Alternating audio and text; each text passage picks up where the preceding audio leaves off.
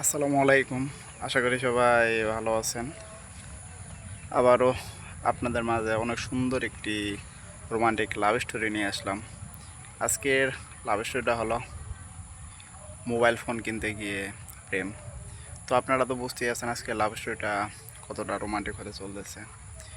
তো হঠাৎ করে আমার হাতের ফোনটি বাইক চালানোর সময় বাইক থেকে পড়ে রাস্তায় পড়া যায়। তো অন্য একটি গাড়ির নিচে পড়ে সম্পূর্ণ ড্যামেজ হয়ে যায়।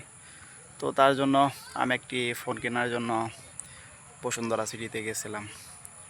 তো আমি গিয়ে একটি ফোন দেখতেছিলাম, কারণ বাড়ি থেকে এমন একটি ফোন দিয়ে পছন্দ করে গেছিলাম যে এই ফোনটা নেওয়া যায়।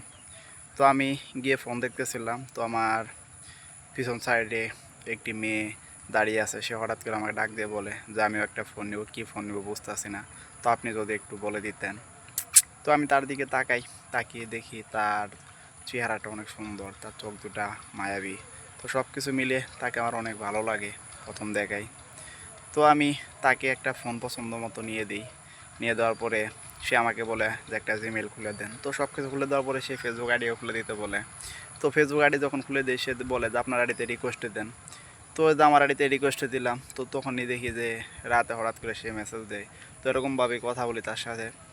তো কীভাবে এরপরে তাকে আমি প্রপোজ করলাম, কীভাবে তাকে আমি বাড়িতে আনলাম, তো এগুলো অবশ্যই নেক্সট পার্ট লাভ স্টোরিতে দিয়ে দিব। তো আপনারা এতক্ষণ পর্যন্ত যারা আমার লাভ স্টোরিটি শুনলেন তাদেরকে অসংখ্য ধন্যবাদ।